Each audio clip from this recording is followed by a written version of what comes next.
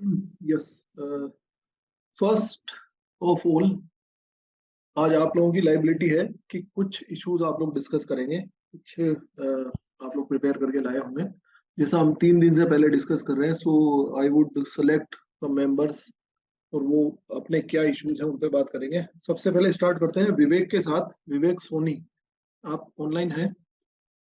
Yes sir, yes sir. Yes Vivek, please. Sir, मैंने ERCP and right to health prepare किया है। ठीक है, तो तो फर्स्ट हम फर्स्ट ERCP पर डिस्कस कर लेते हैं, then we will shift to the right to health. Yes ji sir, let me open. Sir, ERCP की बात की जाए तो ये पूर्वी राजस्थान नहर परियोजना है जो राजस्थान के लगभग पूर्वी क्षेत्र के लगभग 13 जिलों को कवर करती है। अगर ओके। सबसे पहले बात करें कि ये वास्तव में है क्या, तो एक महत्वाकांक्षी नहर परियोजना है जिसकी घोषणा 2017-18 के बजट में की गई थी। ओके, और जिस कोस्ट की बात की जाए तो लगभग 40,000 करोड़ इसकी अनुमानित लागत थी उस समय। इस समय हो सकता है कि थोड़ी बढ़ गई हो। अब ऑब्वियसली बढ़ेगी, यस। ये करेगी कि इस परियोजना के माध्यम से साल भर सिंचाई, पेयजल के लिए पूर्वी और दक्षिण पूर्वी जितने भी जिले हैं, जिसमें करौली, सवाई माधोपुर, दक्षिण पूर्वी में पूरा मतलब बागलकोट, अरावली के ईस्ट साइड के जितने भी हैं। पूर्वी के, हाँ, जितने भी हैं 13 जिले हैं, हम्म, उनमें जलापूर्ति की जाएगी। वैसे इसका जलापूर्ति जो की जाएगी। इसमें कौन कौन सी नदियां से लिया जाएगा पानी, या क्या रहेगा उसका प्रोसीजर? वो सर अभी आगे आएगा। जी, अच्छा। इसमें सर 2051 तक इसको पूरा किए जाने की योजना है ये। तो ओके। अभी तक इसको ये देखा गया है, सरकार, राज्य सरकार ये चाह रही है कि हम्म, इसको केंद्र की योजना बना दिया जाए, सेंटर स्पॉन्सर्ड स्कीम बना दिया जाए पूरी हम्म, तरीके से, जिस 90% सेंटर दे। हम्म। तो वो चाह रही है अभी। अब ये कार्य कैसे होगा वो हम देखते हैं। अच्छा, एक चीज ये कि क्या यहाँ पर सभी मेंबर सेंट्रली स्पॉन्सर्ड और सेंट्रल सेक्टर स्कीम में डिफरेंस समझते हैं? Yes sir. क्या होता है? सर, केंद्र की जो प्रायोजित जो सेंटर सेक्टर स्कीम होता है उसमें सेंट्रल स्टेट का हम्म, कुछ एक रेशियो ऐड दे सकता है। और जो गवर्नमेंट का एक थीम होती है, लेकिन बजट स्टेट गवर्नमेंट भी देते हैं, जैसे 60-40 जो रेशियो होता है। हम्म। वैसे जो सेंटर स्पॉन्सर्ड होता है उसमें 90-10 का रेशियो होता है, और या फिर 100% भी सेंटर देते हैं। और कोई मेंबर? विशाल?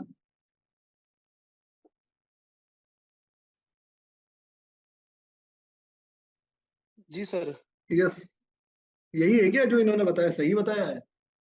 हाँ सर, एक तो केंद्र प्रायोजित होती है और एक केंद्र समर्थित होती है सर। क्या डिफरेंस है? केंद्र प्रायोजित में संपूर्णतः जो योजना रहती है उसमें बजटरी प्रोविजन केंद्र के द्वारा किए जाते हैं, हम्म, जबकि जो केंद्र समर्थित होती है उसमें 60-40 का रेशियो है सर अभी। और कुछ जैसे राज्य होते हैं उसमें 90-10 का भी रेशियो रहता है। इसमें से मुझे ये बता दो कि 100% सेंट्रल गवर्नमेंट की फंडिंग वाली कौन सी होगी, जिसका 100% वो सेंट्रल गवर्नमेंट ही बेयर करती हो? सर, केंद्र समर्थित वाली होनी चाहिए, प्रायोजित तो फिर वो कंट्रीब्यूट वो करेगी। एक्चुअली, और कोई Parul want to say something? Sector वाली, सेंट्रल सेक्टर स्कीम है सेक्टर वो। वाली नीरू ने क्या है अपोजिट बता दिया। वो चीज एक्चुअली इट इज, इंग्लिश वाली टर्म में ना कंफ्यूज हो गई थी, हाँ, तो वो हिंदी में सेक्टर का मतलब समर्थित ये और समझ प्रायोजित। लेना। उसको ये चीज याद रखना, इसको ऐसे याद कर लेना कि स्पॉन्सर्ड में तो किसी को स्पॉन्सर किया जाता है, और सेक्टर मतलब टोटली उसी के सेक्टर में है, सब कुछ वो ही बेयर करेगा। इसको ऐसे याद जी रख लेना ताकि कंफ्यूजन नहीं होगा, ये बहुत कंफ्यूज करता है। तो मैंने भी इस चीज को ऐसे ही याद रखा था कि सेक्टर मींस वो उसी का सेक्टर है, वो ही देखेगा। तो वो टोटली उसका ही है। स्पॉन्सर्ड में वो कुछ पार्ट, कुछ परसेंटेज बेयर कर लेगा। वो 60-40 भी हो सकता है, 90-10 भी हो सकता है, 75-25 भी हो सकता है। वो प्रोजेक्ट टू प्रोजेक्ट वेरी कर सकता है। ठीक है। यस, हाँ विवेक, अब आगे कंटिन्यू कीजिए। तो अभी तक हमने देखा कि वास्तव में परियोजना क्या है। तो 2017-18 तक की घोषणा हो चुकी है, बजट इसका 40,000 करोड़ रुपए है। दक्षिण पूर्व के और दक्षिण के जिले 13 जिले कवर किए जाएंगे, 2051 तक पूरा किया जाएगा। अब ठीक है। आगे कार्य कैसे होगा वो हम देखते हैं। हम्म, से राजस्थान का एरिया देखा जाए तो 3,42,239 किलोमीटर स्क्वायर है, जो देश का टोटल 10.4% है। और ठीक है। कुल सतही जो टोटल देश का है वो 1.16% है राजस्थान में। और भूजल यहाँ पर लगभग 1.70% है। ओके। अब इसमें करेंगे क्या कि जो चंबल नदी है उसका बेसिन अधिशेष जल है, क्योंकि देखा जाता है कि चंबल नदी मध्य प्रदेश से स्टार्ट होती है, राजस्थान से बहती हुई फिर यमुना में मिल जाती है और फिर उसका पानी उधर चला जाता है। तो जो यमुना नदी का एक्स्ट्रा जल है, यमुना और उसकी सहायक नदियों का अधिशेष जल है, वहां पर उसके अंतर्गत जो ये योजना बनाई जाएगी, उस अधिशेष जल को दूसरी नदियों में डाला जाएगा। वो दूसरी नदियां कौन कौन सी, वो भी हम आगे देखेंगे। इसमें होगा क्या कि चंबल व उसकी सहायक नदियां जैसे कुन्नू है, पार्वती है, काली सिंध है, कि अधिशेष जल का उपयोग दक्षिणी पूर्वी जिलों में किया जाएगा, और जहाँ पीने के जल व सिंचाई का अभाव है वहां पर इसको यूज करेंगे। ये योजना 41% आबादी को कवर करेगी और लगभग 24% क्षेत्र को कवर करेगी। मतलब राजस्थान के एरिया में 24% को कवर करेगी और पॉपुलेशन 41% करीब कवर करेगी। ओके, सो और इट इसके shows the density of the population also. ये चीज भी दिखाती है कि इस एरिया में डेंसिटी कितनी है पॉपुलेशन की। तो ये क्योंकि मैदानी इम्पोर्टेंस भी भाग हमें इससे पता चलती है कि ये क्यों इम्पोर्टेंट हो जाती है। जी सर। क्योंकि पश्चिमी राजस्थान वो स्पार्सली पॉपुलेटेड है, वो बहुत विच्छिन्न तरह से जो जनसंख्या घनत्व है वो कम है। इधर का जनसंख्या घनत्व पूर्वी राजस्थान का बहुत ज्यादा है। Yes, okay, continue please. इसके बाद ये 2 लाख हेक्टेयर क्षेत्र के सिंचाई जो क्षेत्र है उसको सुविधा प्रदान करेगी, लगभग 2 लाख हेक्टेयर सिंचाई क्षेत्र का। ठीक है। इसमें बेसिकली पॉइंट ये है कि चंबल नदी की सहायक नदियां पार्वती, मेज, काली सिंध, कुन्नू का जो एक्स्ट्रा जल बचता है वो बनास और उसकी सहायक नदियां जैसे मोरेल है, बाणगंगा है, पार्वती है, गंभीर है, इनमें डाला जाएगा और इन नदियों से होता हुआ इस क्षेत्र में बहेगा, जिससे कि सिंचाई या पेयजल जो भी चाहिए वो इसको मिल जाएगा। पर ये दोनों चीजों को कवर करती है, इसमें इरिगेशन भी कवर्ड है, ये कंफर्म है आप? ऐसा तो नहीं है सिर्फ पेयजल के लिए हो? दोनों है सर, दोनों है। दोनों कवर्ड है। ओके जी। इसके पहले चरण में कुछ बांध बनाए गए हैं, उनको लिंक किया गया है। जैसे नवनेरा बांध से ईसरदा जो बांध को लिंक किया गया है, एक कैनाल बनाई गई है। दूसरा है कूल नदी, इस पर रामगढ़ बैराज बनेगा 12 में। ओके। फिर है पार्वती नदी, जिस पर महलपुर बैराज बनेगा 12 में। इससे क्या होगा कि जो अच्छे जल दूसरी नदियों में जा रहा है तो वहां पे भी स्टोर करके रखा जा सकता है इन बैराजेस के अंदर। तो ये कुछ बैराज बनाए जा रहे हैं। ओके। तो रामगढ़ वाला कौन सा, एक बार रिपीट करना। रामगढ़ 12 है, कूल नदी पर बनेगा ये। अच्छा, ओके। 12 में। और पार्वती नदी पर महलपुर बैराज है 12 में, ये भी 12 में है। इसके लाभ अगर देखा जाए तो महत्वपूर्ण भू क्षेत्रों में सिंचाई की जाएगी, पहला तो ये है। दूसरा ये ग्रामीण क्षेत्र का जो ग्राउंड वाटर लेवल डाउन हो चुका है उसमें सुधार होगा। लोगों की ग्राउंड वाटर सामाजिक टेबल में सुधार होगा कैसे? जो लेवल ग्राउंड वाटर लेवल से जो नीचे चला जा चुका है ना, हाँ, उसमें हाँ, सुधार कैसे होगा? पानी जब सर यहाँ पे आएगा तो वो उसका जो वो पानी का जो अंदर रिसाव होके नीचे जाएगा अंदर तक, जो पानी का लेवल नीचे जा चुका है 200-300 फीट तक, वो लगभग अच्छे ऊपर तक आ जाएगा। मतलब जल्दी इजीली पानी अवेलेबल हो जाएगा, बोरिंग अगर करवाते हैं तो वो कैसे होगा? वो तो मैं समझ गया, ग्राउंड वाटर लेवल ऊपर आ जाएगा, पर वो होगा कैसे? इस परियोजना से, इस लिंकेजेस से क्या इफेक्ट पड़ेगा?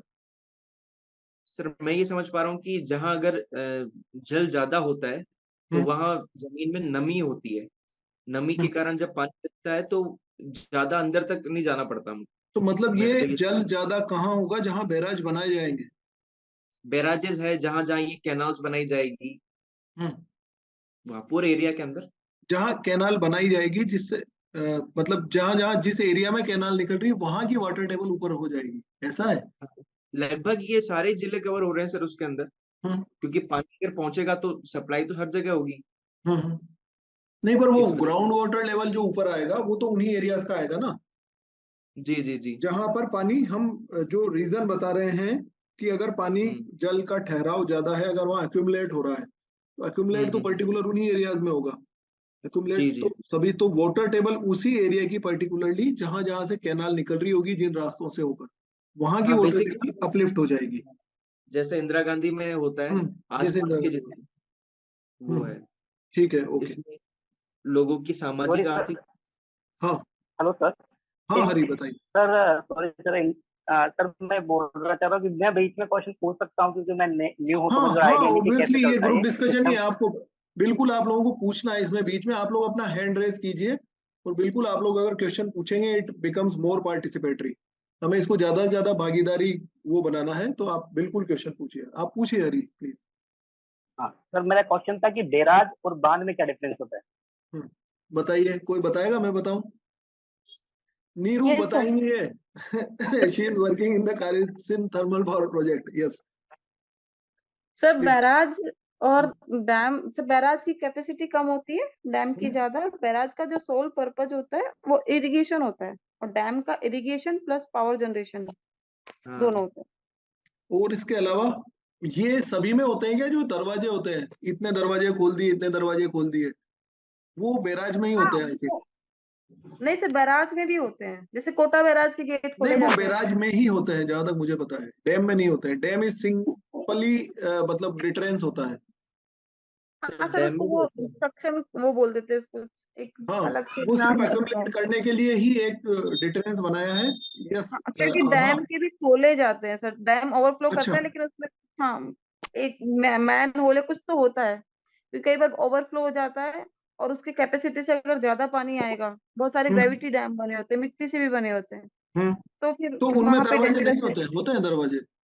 होते हैं सर, नहीं, होते हैं। ऐसे बिसलपुर में सर देखा जाता है बैराज कि जैसे दरवाजे नहीं होते, लेकिन उनको नाम कुछ और बोलते हैं। अच्छा सर हाँ उनका नाम स्लुइस गेट होता है, वो अलग होते हैं। अच्छा ओके। आभा आप कुछ बोलना चाहती हैं? चैनल बोलते हैं उनको। Yes, हाँ sir. हाँ Good आभा evening, sir. बताइए। Yes good evening.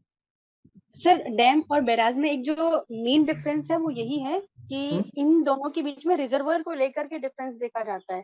जैसे डैम में रिजर्वायर मिलेगा और बैराज में रिजर्वायर नहीं मिलता। अगर हम बैराज के गेट खोल देते हैं तो वो सारा पानी जो है वो मतलब वो जितना निकल है वो जाता है, सारा निकल जाएगा। ओके निकल जाएगा, वो बचेगा नहीं। तो रिजर्वायर एक मेन इसमें फैक्टर होता है। अच्छा, तो डैम में रिजर्वायर बना रहेगा, मतलब एक पर्टिकुलर हाँ अमाउंट रिजर्व्ड रहेगा। बिल्कुल सर। Okay good. अभी जैसे कोटा बैराज है सर, उसके पास भी रिजर्वायर बना दिया, तो ये पहले होता था क्योंकि कैपेसिटी कम थी, तो अभी जैसे बैराज के पास भी रिजर्वायर बनाते हैं। अच्छा अब बनाने लग गए हम।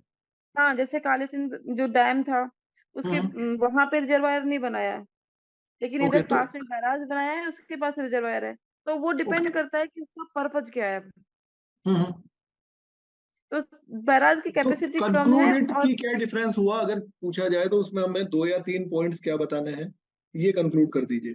बैराज की कैपेसिटी कम है और इरिगेशन पर्पज के लिए ही यूज होता है, क्योंकि ओके उसका उसका हेड कम होता है, उसमें पानी का स्टोरेज कम होगा, तो वो हम्म प्रेशर हेड नहीं मिलेगा, उससे पावर जनरेशन नहीं की जा सकती है, ओके इसलिए उसको बैराज बोला है। इसलिए उसको बैराज बोला जाता है। ठीक है। यस और कोई कुछ पूछना चाहते हैं? यस आभा आप कुछ बोलना चाहते हैं? नो सर, वो पहले ही रेज हैंड हो रखा था, अच्छा अभी लोअर काउंट कर दिया। ओके ठीक है। यस विवेक कंटिन्यू कीजिए आप। जी। तो सर इसके अगर प्रमुख लाभ देखे जाएं तो महत्वपूर्ण भू क्षेत्रों में सिंचाई की जाएगी। पहला तो यह है ग्राउंड वाटर लेवल में सुधार होगा, लोगों की सामाजिक आर्थिक स्थिति सुधरेगी, क्योंकि जहाँ पर जल होता है वहाँ उद्योग धंधे विकसित होते हैं, वहाँ के लोगों के रहने इरिगेशन बदलाव बेटर होगा तो वो ऑब्वियस सी बात है। यस सारी चीजें। ठीक है। डीएमआईसी से के पास से गुजरता है, तो डीएमआईसी के निकट होने से, जल उपलब्धता होने से अच्छे अच्छे क्या उद्योग है डेवलप हो पाएंगे। डीएमआईसी क्या है? सर ये दिल्ली मेट्रो इंडस्ट्रियल कॉरिडोर है जिसका दिल्ली मुंबई 39। मेट्रो हाँ नहीं? दिल्ली मुंबई। दिल्ली मुंबई है। यस यस हाँ सॉरी। और दिल्ली मुंबई इंडस्ट्री कॉरिडोर है सर, इसमें 39% जो है वो राजस्थान से होकर गुजर रहा है ये, जिसमें राजस्थान में 3 इंडस्ट्रियल जोन है, ऐसा कुछ है, 2 इन्वेस्टमेंट जोन है। तो कौन कौन से एरिया इसमें कवर है, कोई और मेंबर बताना चाहेंगे डीएमआईसी में?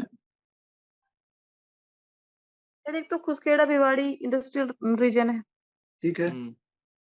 और एक ही किशनगढ़ अजमेर किशनगढ़ वाला, ये तो 2 इन्वेस्टमेंट और इंडस्ट्रियल रीजन हो गए, इन्वेस्टमेंट रीजन। Investment region. और 3 सर नोड्स अलग हैं इसमें, जैसे एक मारवाड़ का है, एक फुलेरा है, जोधपुर पाली मारवाड़। जोधपुर पाली जोधपुर मारवाड़, पाली फुलेरा के मारवाड़, इसमें 3 एरिया कवर्ड है। ओके ठीक है, सर यस विवेक। दो हाँ दो इन्वेस्टमेंट एरिया, हम्म, जो एक तो भिवाड़ी कुस्केड़ा वाला है और हाँ। एक है जो अजमेर और किशनगढ़ वाला है। और 3 इन्वेस्टमेंट एरिया वो है इंडस्ट्रियल एरिया, एक है जयपुर कोटा, ये जयपुर दौसा वाला, एक है आपका पाली मारवाड़ वाला, और एक है आपका राजसमंद भीलवाड़ा। टोटल कितने हैं? तीन 5 5 पॉइंट है, उनमें से 2 इन्वेस्टमेंट है और 3 इंडस्ट्रियल है। अच्छा, 3 इंडस्ट्रियल है और 2 इन्वेस्टमेंट है। तो जी सर। एक बार और रिपीट कर दीजिए, इंडस्ट्रियल कौन कौन से हैं? सर एक तो जयपुर दौसा वाला है, हम्म, एक है आपका राजसमंद भीलवाड़ा, हम्म, और एक आपका पाली मारवाड़ वाला। ओके, ठीक है, यस। और हाँ विवेक, अब कंटिन्यू कीजिए प्लीज। जी, तो डीएमआईसी के निकट होने से सर जल उपलब्धता होगी और यहाँ उद्योग डेवलप हो पाएंगे और राजस्थान में निवेश आएगा और राजस्व में वृद्धि हो पाएगी। तो ये प्रमुख कुछ इसके लाभ देखे जाएंगे। अगर सर ठीक है। हानियों की बात की जाए हम्म, तो हानि में ये है कि जैसे इंदिरा गांधी नहर में देखा गया था कि अधिक जल होने से सेम की समस्या हो जाती है, तो वो समस्या हो सकती है। यहाँ अगर डैम ज्यादा बनेंगे इस प्रकार के और अगर उद्योग लगेंगे तो जैव विविधता को नुकसान पहुंचेगा, पर्यावरण को नुकसान पहुंचेगा और ये कुछ समस्या देखने को मिल सकती है। समस्याएं कम है, लाभ ज्यादा है। तो ये पूरी सर परियोजना रहेगी। मैंने शॉर्ट में पूरा बता दिया है। ये है, अगर आप और कोई किसी के पास इनपुट हो तो बताइए। इसमें जैव विविधता को क्या क्या समस्याएं हैं? जैव विविधता अगर वहां पर जो जो भी जंगल है, वन है, वो अगर कटते हैं तो जैव विविधता को तो नुकसान पहुंचता ही है ना। और इसके जो चंबल का है कोटा बैराज, ये एक्चुअली क्या है कि ये मगरमच्छ अभयारण्य के रूप में सुरक्षित है ये। हम्म, तो अगर ये इसको हटाते हैं अपन कोटा बैराज वाला क्षेत्र, इसलिए इसको कार्य नहीं चला पा रहे हैं कि कोटा बैराज के आसपास का क्षेत्र मगरमच्छ और घड़ियाल अभयारण्य के रूप में सुरक्षित है, इसलिए ये बनाना संभव नहीं हो पा रहा है। इसके वो ये अलावा प्रॉब्लम। एक इसमें शायद फाइनेंशियल हर्डल भी है। हाँ, वो फाइनेंशियल फाइनेंशियल तो है ही सही, वो केंद्र और राज्य के बीच में जो टसल चल रहा है वो तो है ही सही। यस, शैलेंद्र आप कुछ बोलना चाहते हैं? सर एमपी गवर्नमेंट के साथ इसका क्या कॉन्फ्लिक्ट है? सेंट्रल गवर्नमेंट के साथ में? एमपी सेंट्रल गवर्नमेंट के साथ भी और एमपी गवर्नमेंट के साथ भी। हाँ बताइए विवेक। इसमें सर क्या है कि ये वसुंधरा जी के टाइम का प्रोजेक्ट है, 2017-18 में आया था। हाँ, तो उस समय केंद्र के अंदर बीजेपी गवर्नमेंट थी, अभी भी वही है। हम्म, तो केंद्र ये चाहता है कि जब हमारी सरकार हो तो अगर हम इसको वेरीफाई, अगर इसको मंजूरी दें तो फिर हमारा नाम होगा। तो वो क्रेडिट क्या लेने कर वाली थी। क्रेडिट लेना चाहते हैं। तो हम्म, उसमें अब प्रॉब्लम आ रही है कि वो बोलते हैं कि आप इसको, चूंकि इसमें कई सारी नदियां एमपी के साइड से आ रही है, तो आप एमपी से एनओसी चाहिए। तो एमपी लेकिन गवर्नमेंट वोटर शेयरिंग को लेकर प्रॉब्लम है एमपी सरकार की, मतलब वाटर जो जल। शेयरिंग हाँ, एनओसी का प्रॉब्लम सर कि हमारी कि एमपी सरकार बोल दे कि भाई हमको कोई समस्या नहीं है, आपके अगर डैम टूट जाता है या और कोई ऐसी प्रॉब्लम आती है तो हमको नुकसान नहीं होगा, तो इस प्रकार का एनओसी लेके आइए। तो राजस्थान सरकार का कहना ये है कि जो भी इसका जो अधिशेष जल आएगा उसका जो बहाव है एमपी की तरफ नहीं है। दूसरा जो डैम है वो हमारे इधर बने हुए हैं, अगर टूट कोई समस्या भी आती है तो उनको नुकसान नहीं होगा। तो कोई ऐसी तो राजस्थान सरकार का इसमें मत क्लियर है कि हमको कोई एनओसी लेने की जरूरत नहीं है और सरकार इसको केंद्र की योजना घोषित करे और इस पर कार्य करे। तो केंद्र ने इस पर काम नहीं किया है, तो गहलोत सरकार ने बोला है कि हम खुद ही अपने बजट से इसको कार्य स्टार्ट करेंगे और इस वाले बजट में 14,000 करोड़ तो अलॉट कर दिया गया है और धीरे धीरे फिर आगे करेंगे, ऐसा है। Okay, yes Prem ji want to say something? इसमें सर एक क्वेश्चन ये मैं पूछना चाह रहा था कि कोई भी प्रोजेक्ट नेशनल अगर उसको डिक्लेयर किया जाता है तो उसके लिए कंडीशंस क्या रहती है? ये बताइए, कौन बताएगा? सर अगर कोई भी प्रोजेक्ट, कोई भी डैम या इरिगेशन से रिलेटेड प्रोजेक्ट जिसमें 2 लाख हेक्टेयर से ज्यादा इरिगेशन हो और 75% यील्ड का प्रोजेक्ट, क्या हो उसमें? ये 2 लाख हेक्टेयर से ज्यादा इरिगेशन एरिया हो और 75% यील्ड हो, water yield. Water yield, dependency. ये क्या चीज होती है? हाँ, जैसे डिपेंडेंसी बोलते हैं सर, अगर सिविल इंजीनियरिंग में बोलते हैं तो वो वाटर यील्ड होता है, हाँ, वैसे अगर इरिगेशन में ऐसे बोलते हैं तो डिपेंडेंसी बोलते हैं। तो इसका मतलब क्या होगा, क्या चीज है, ये कंसेप्ट क्या है? 75% डिपेंडेंसी इन द सेंस कि अगर 4 साल में 1 साल 3 साल का वाटर स्टोरेज हो कैपेसिटी का, ये 4 साल जितनी बारिश हुई या फिर 4 साल में जितना रिवर में पानी है, हाँ, उसका 3/4 कैपेसिटी उस डैम में हो, हम्म, 1 साल का कैपेसिटी जितना उसका रिन्यूअल हो पानी अच्छा, का, मतलब ओके, उतना वो मिलेगा। ओके, क्या ये चीज और समझ में आई सभी लोगों को? एक बार थोड़ा वापस क्लियर कर एक बार दीजिए। और बता दीजिए नीरू। कोई भी डैम उसकी कैपेसिटी इतनी हो कि जिस रिवर से उसमें पानी आ रहा है, उसका हाँ, 3/4 जो कैपेसिटी है वो तो उसकी स्टोरेज कैपेसिटी हो उस डैम की। जैसे कि 100 क्यूबिक मीटर अगर पानी आ रहा है, तो 75 क्यूबिक मीटर तो वो डैम स्टोर करे और हर ओके, साल केवल 25 क्यूबिक मीटर ही वो पानी उसमें आए, ओके, ताकि जो अगर डैम ज्यादा खाली होगा उसमें ज्यादा कैपेसिटी से पानी आएगा, तो जो अदर स्टेट है उसको भी प्रॉब्लम होगी, वहां पे वाटर स्कैर्सिटी होगी। ओके, और अभी जैसे अभी सर ने बताया था जो इश्यू वाला, तो हम्म, एमपी और राजस्थान में भी यही इश्यू है। राजस्थान ने जो डीपीआर बनाई है वो 50% डिपेंडेंसी पे बनाई है, और एमपी और जो सेंट्रल गवर्नमेंट है संघ सरकार, उसमें यही है कि 75% डिपेंडेंसी रेट होनी चाहिए, इसलिए ओके, वो एक इश्यू। ठीक है, यस, और इसमें 1700 बिलियन क्यूबिक मीटर का 1734 का स्टेट गवर्नमेंट ने डीपीआर बनाई है लगभग। हाँ, और वो सेंटर डिमांड कर रहा है 3400 क्यूबिक मीटर क्यूब। हाँ, का इसलिए डीपीआर बनाने का, ओके, चलिए, यस, यस विवेक, आप कंटिन्यू कीजिए। बस सर, ये ईआरसीपी में तो इतना ही था। ये एआरसीपी में सारे इतना ही था, और कोई मेंबर कुछ बताना चाहते हैं, इसमें कुछ ऐड करना इसमें चाहते हैं? एक पॉइंट सर, जो मेन रीजन था, हाँ, ठीक है सारे बेनिफिट्स हो गए, इसका हम्म, मेन रीजन ये था कि जैसे अभी जब रेनी सीजन होता है तो हाँ, हाड़ौती संभाग में सबसे ज्यादा नदियां होने की वजह से वहां पे बांध डैम भी है, लेकिन वहां पे फ्लैश फ्लड जैसी समस्याएं बहुत ज्यादा है। हम्म, दूसरा, उन रिवर पे बहुत अच्छा इंफ्रास्ट्रक्चर डेवलप नहीं हुआ है, हम्म, तो कनेक्टिविटी की प्रॉब्लम है। हम्म, तो यदि ऐसे बांध बनाए जाते तो दोनों एरिया की प्रॉब्लम सॉल्व हो सकती है, इधर वाटर स्कार्सिटी और जो वाटर वेस्ट हो रहा है हम्म, उसका हम तो यूज कर सकते हैं। यूटिलाइजेशन, चैनलाइजेशन सही कर सकते हैं। हाँ, तो इसके ओके, पीछे जो पर्पस था वो ये था कि दोनों एरिया की प्रॉब्लम सॉल्व हो। दोनों सेकंड, चीजों जो की जैव विन विन विविधता सिचुएशन हो में, जाए। यस, जी, जैव विविधता में जो एक पॉइंट सर ने घड़ियाल हाँ, वाला मेंशन वो कर दिया चीज था, एक बताइए, इसके अलावा और क्या होता है जैव विविधता सर को, जैसे या बायोडाइवर्सिटी को क्या नुकसान होता है? क्योंकि ये जब हम चंबल, रिवर लिंकिंग प्रोजेक्ट की बात करते हैं पूरे इंडिया में, जो अटल जी के टाइम पर स्टार्ट की गई थी, उसको लेकर भी जो भी एनवायरमेंटलिस्ट वगैरह है और जो भी प्रोटेस्ट होता है ना, वहां पर भी ये एक सबसे बड़ा मुद्दा आता है। तो कितने लोगों को ये कंसेप्ट क्लियर है कि जब भी हम रिवर लिंकिंग कर रहे हैं या इस तरह से उसके चैनल में चेंजेस कर रहे हैं, उसके मार्ग को बदल रहे हैं, कुछ भी कर रहे हैं, तो वहां पर पर्यावरण क्षरण क्या होता है? यस, कौन बताएगा इसको? सर नीरू, आप उसमें, बताएंगे? यस, हाँ, इसमें एक तो घड़ियाल का था, हम्म, और एक जो गैंगेटिक डॉल्फिन जो चंबल में मिलती है, हाँ, चंबल और उसकी सहायक नदी में, हम्म, तो उसको भी जैव विविधता खतरा है अच्छा, उसको। इसके अलावा और कोई मेंबर? दो तो मतलब इस पर्टिकुलर प्रोजेक्ट का एनवायरमेंटल कंसर्न्स है, एक तो घड़ियाल वाला और एक गेंजेटिक डॉल्फिन्स वाला, गंगाई डॉल्फिन जो है। पर इसके अलावा एक इन जनरल बात की जाए तो क्या होता है?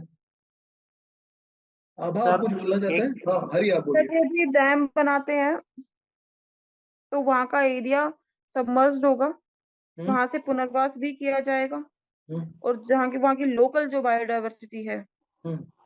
वो खत्म होगी। तो वो ही बात है ना, वो कैसे खत्म होगी ये बताइए। सब एरिया सबमर्ज्ड होगा सर, वो ये कह सकते हैं कि वेटलैंड जरूर बन सकती है। और कोई मेंबर? हाँ, हरी, आप कुछ बोल रहे थे?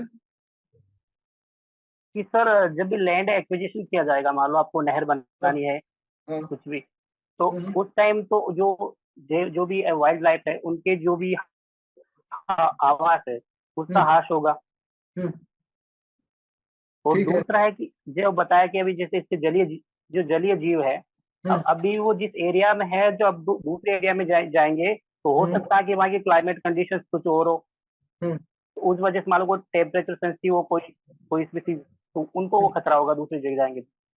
Yes, this is the thing what I was searching. मैं यही सबसे मेन चीज ये होती है। देखिए, इस चीज को ऐसे समझिए कि एक नेचुरल फ्लो में कोई नदी पहले से बह रही है, उस नेचुरल फ्लो में उसके बहने की उसकी अपनी स्पीड है उस पानी की। नेचुरली वहां पर जितनी बारिश आती है, जिस टाइम पर वहां बाढ़ आती है, जिस टाइम पर वहां पानी का लेवल कम होता है, जिस टाइम पर ज्यादा होता है, वो सब कुछ नेचुरली जैसा रहता है वैसा चल रहा है। तो हम एक टर्म अगर आपने सुना हो, दैट इज नीश, ये जिसको निके भी बोलते हैं, NICHE, वो पर्टिकुलर सभी जीवों का अलग अलग होता है। तो वो जो नीच होता है उस आवास में, वो आवास पर्टिकुलरली वहां पर उसके लिए जो अक्लमटाइज्ड हैं, जितनी भी स्पीशीज है वो वहां डेवलप हो चुकी होंगी उस पर्टिकुलर एरिया के लिए। चाहे हम कंपेयर करें B it with south Rajasthan, जहां पर बारिश अच्छी होती है, तो वहां के जीव जंतु, वहां की जो बायोडाइवर्सिटी वो अलग होगी, मारवाड़ की अलग होगी। वो सेम कंडीशन में उस रिवर के फ्लो और उसके नेचुरल जो उसका पूरे साल का साइकिल है, उसके अकॉर्डिंग वहां पर बायोडाइवर्सिटी डेवलप हो चुकी होगी। अब क्या होगा कि हमने रिवर लिंकिंग किया, हमने डैम बनाया, हमने बैराज बनाया, हमने कुछ भी किया, तो उस जो नेचुरल फ्लो है उसमें कहीं ना कहीं चेंजेस हो रहे होंगे। मान लीजिए कि जिस फ्लो में वहां पानी बह रहा है, अगर उस फ्लो में रुकावट भी आती है, तो वो फ्लो के साथ बहने वाली जो मछलियों की स्पीसीज है जो वहां डेवलप हुई है, वो उससे हार्म होगी, उनका उससे डैमेज होगा। और ऐसे ही जितनी भी तरह की वहां पर बायोडाइवर्सिटी डेवलप हो रही है, वो उससे डैमेज होगी। This is the main climatic concern. जितने भी क्लाइमेट ये एक्टिविस्ट वगैरह हैं, वो रिवर लिंकिंग के लिए भी इसीलिए मना करते हैं कि जितना, एक तो पहली बात ये कि जो एरिया आसपास में एक तरह से मार्शी लैंड होगा, जहां दलदल होगा, हल्का फुल्का कीचड़ होगा, नदी के किनारों पर होगा, पर वो पूरी तरह से नदी में नहीं डूब रहा होगा, जब भी डैम बनेगा और वो फ्लडिंग होगी, फ्लडिंग मतलब पानी एक्लिमेटाइज होगा, वो कई सारा एरिया एक तो सबमर्ज हो जाएगा, डूब में आ जाएगा, उसका अपना फ्लो रुक जाएगा। वहां पर जो एक स्ट्रेस जो है, वो स्ट्रेस बढ़ जाएगा, वाटर लेवल का जो है, मतलब जो वेट है वो बढ़ जाएगा। तो इससे डिजास्टर रिलेटेड प्रॉब्लम्स भी आती है, जो क्लाइमेटिक डिजास्टर आती है। या अगर आपने भूकंप को अच्छे से पढ़ा होगा तो आपको पता होगा कि ये भी उसका एक रीजन होता है कि अर्थक्वेक्स वगैरह भी आते हैं डैम और बैराजेस बनाने से। क्या ये चीज क्लियर है कि क्लाइमेटिक इम्पैक्ट इसका क्या होगा? ये चीज क्लियर है बायोडाइवर्सिटी रिलेटेड? जी sir. Okay, yes sir. Yes. So ERCP के लिए इतना बहुत है, आई थिंक। जी सर। यस, सर ये नेक्स्ट। बांधों की ऊंचाई से रिलेटेड मेरा एक क्वेश्चन है हाँ, कि इनकी ऊंचाई जैसे बीसलपुर की बताते हैं कि भाई 315.50 RL मीटर है। तो सर ये RL मीटर का क्या मतलब होता है? कोई RL मीटर का क्या मतलब होता है, नीरू जी बताएं एक बार।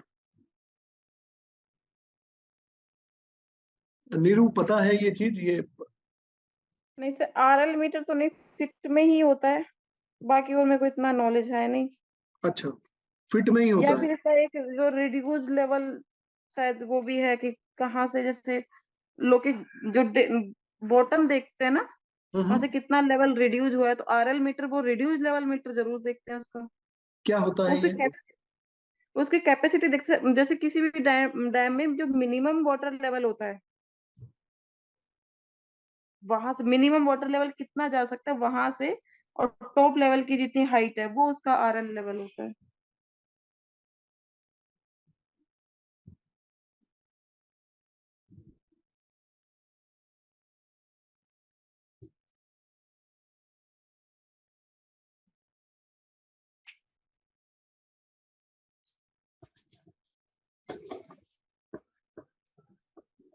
मेरी आवाज आ रही है सर? Yes, yes. क्या कोई और पर्सन कुछ पूछना चाहते हैं? ERCP should we end it here? Next issue पर आते हैं। पारुल, आपने क्या चीज प्रिपेयर करी है? Sir agriculture in Rajasthan. Agriculture Rajasthan, yes, बताइए क्या क्या चीजें हैं इसमें जिसको हम डिस्कस करने वाले हैं। सर सबसे पहले तो राजस्थान की जो 62% पॉपुलेशन है वो एग्रीकल्चर के अंदर वो एम्प्लॉयड है, लेकिन एग्रीकल्चर GSDP के अंदर योगदान है वो केवल 28.95% है। 28%। जी सर, 28.95% है, मतलब 29% के आसपास हम मान सकते हैं। 29% के आसपास हम मान सकते हैं। ओके, सो ये 62% सिर्फ एग्रीकल्चर पे है, एग्रीकल्चर एंड अलाइड सेक्टर पर है। जी sir, agriculture and allied sector. Allied पर है ना, ओके ठीक है, बताइए आगे। और सर राजस्थान के एग्रीकल्चर में एक ये चीज देखने को मिलती है कि पशुपालन का हिस्सा जो है ना, वो फसल वाले उससे ज्यादा है, मतलब पशुपालन से ज्यादा आय हम लोग पाते इनकम हैं। जनरेट करते हैं इंस्टेड ऑफ ये मतलब जो हमारा फार्म प्रोडक्ट है उससे ज्यादा हम एनिमल रेयरिंग से ज्यादा इनकम जनरेट करते हैं। जी सर। ठीक है, और एक चीज और मैं आप लोगों को यहाँ पर कोट कर दूं, 2016-17 से जो इंडिया आती है ना, भारत सरकार की पब्लिकेशन डिवीजन की, अगर आपने पढ़ी हो किताब, हर साल की आती है, भारत नाम से भी आती है, इंग्लिश में आती है इंडिया नाम से, and they are using the term the hovering bank. Hovering bank का मतलब ये होता है कि it is like a bank for the north Indian states. जो हम एनिमल रेयरिंग करते हैं या जो पशुपालन किया जाता है वो किसानों के लिए हमारे यहाँ पर एक सिक्योर्ड बैंक की तरह काम करता है in case of crop failure और any climatic conditions. Crop failure जो होता है उसमें काम देता है। इस चीज को हम कहाँ इंटरकनेक्ट कर सकते हैं या कहाँ काम आ सकती है कि आपसे अगर ये पूछा जाए कि राजस्थान के किसान कंपेरेटिवली या नॉर्थ इंडिया के किसान कंपेरेटिवली क्यों आत्महत्या कम करते हैं, या यहाँ पर आत्महत्याएं कम होती है, जबकि हम अगर महाराष्ट्र में या उन एरियाज में देखेंगे वहां पर आत्महत्याएं ज्यादा होती है किसानों की, तो उसके क्या रीजन है। या फिर एक चीज ये पूछ ली जाए कि हमारे यहाँ पर पशुधन जो है उसका क्या महत्व है, या पशुधन क्यों हमारे यहाँ की इकोनॉमी को अधिक इंक्लूसिव बनाता है, अधिक समावेशी बनाता है। तो यहाँ पर यू कैन कोट दिस कि जितना हमारे यहाँ पर पशुधन है इसमें दो चीजें एक अच्छी निकलती है। एक तो ये कि ये bare minimum food and products provide कर देता है, मतलब इंसान के घर पे दूध हो रहा है तो वो कुछ नहीं तो दूध बेचकर ही कम से कम घर की दाल रोटी चल जाएगी किसान की, इतना उसके लिए अरेंज कर देता है। घर का दूध घी वगैरह और जो न्यूट्रिशियस फूड है वो एक बार के लिए अवेलेबल हो जाता है। तीसरी चीज ये है कि पशुधन के लिए जो मेल एंगेजमेंट है वो उतना नहीं चाहिए होता, और उनको मोस्टली घर पर जितनी महिलाएं हैं, घर पर जो परिवार हैं वो उनको हैंडल कर पाते हैं। तो it also provides the employment और the active participation for the female. Can you understand this, इस चीज को समझ रहे हो, ये महिलाओं को भी एक्टिव पार्टिसिपेशन प्रोवाइड करता है अपने यहाँ की इकोनॉमी में मोस्टली।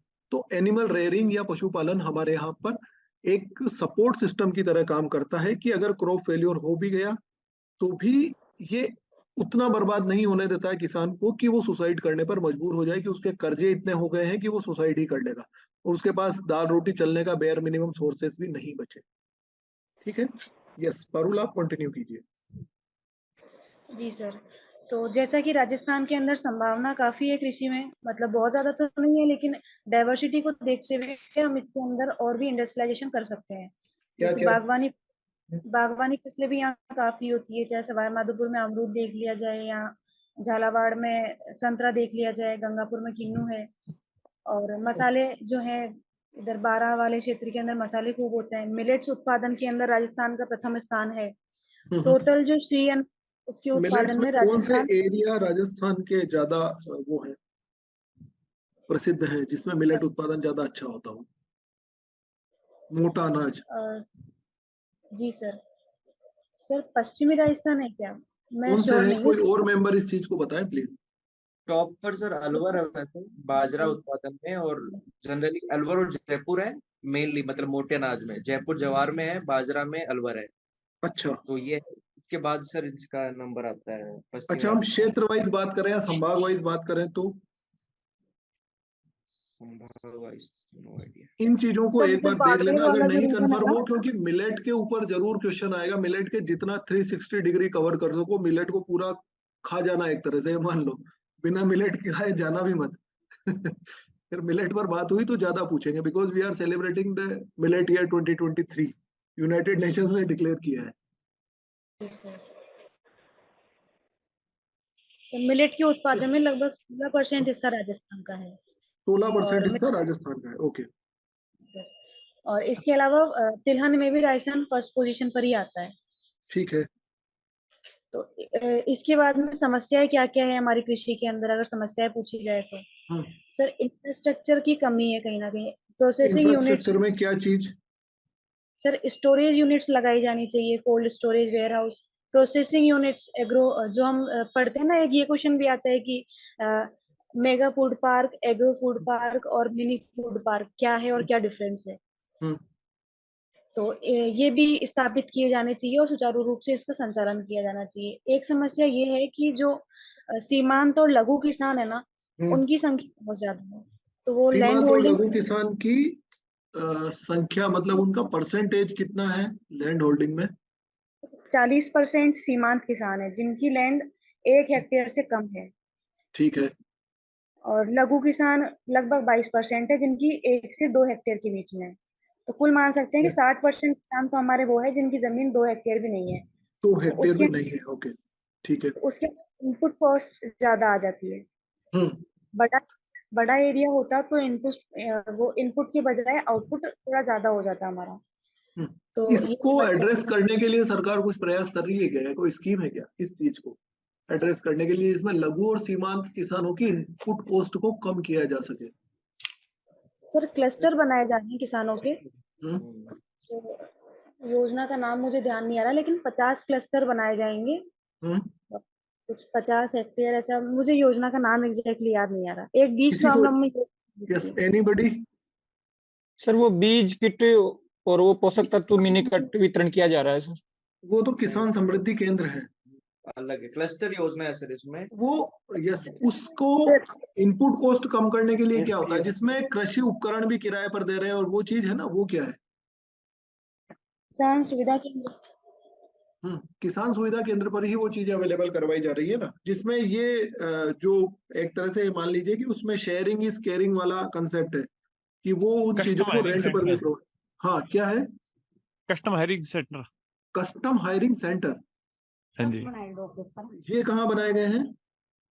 ये जो ग्राम पंचायत स्तर पर क्रय विक्रय जो सहकारी समिति वाली एजेंसी है ना, हाँ, जो सोसाइटी है जी, ग्राम पंचायत स्तर पर, तो वहाँ उन सोसाइटियों को 10 लाख तक के जो कृषि उपकरण खरीदने के अधिकार दिए गए हैं।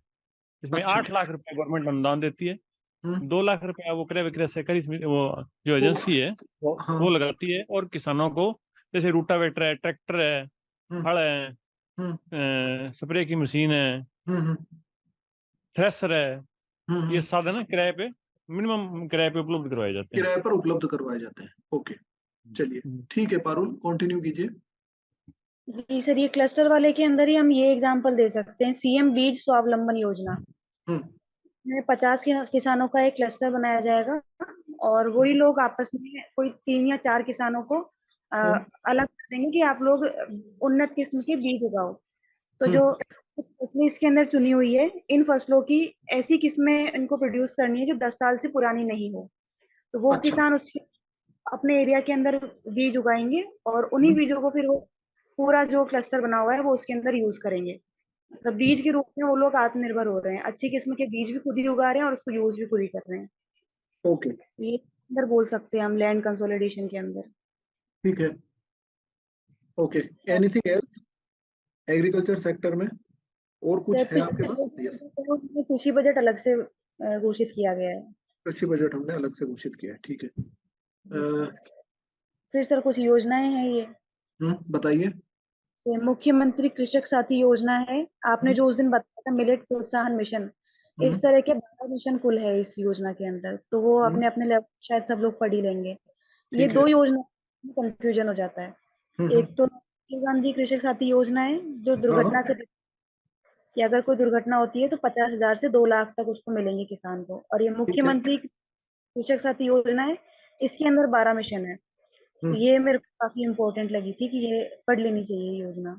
ठीक है, मुख्यमंत्री कृषक साथी योजना ना, ये नई वाली है और वो राजीव गांधी वाली अलग है, हम इससे कंफ्यूज हो जाते हैं। ठीक है।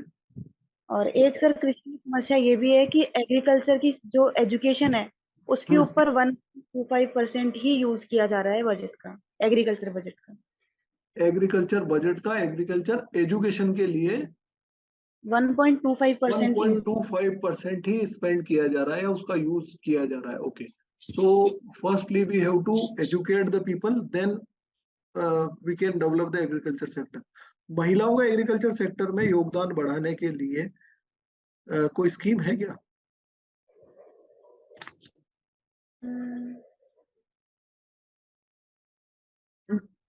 पढ़ा है क्या इस चीज को? हाँ सर, स्कूल लेवल पर या कॉलेज लेवल पर बच्चियों को एग्रीकल्चर ले, वो उसके लिए भी उनको प्रोत्साहन राशि है। 5,000, 12,000, 15,000 पहले ये था, अभी दोनों के कर दिया सर।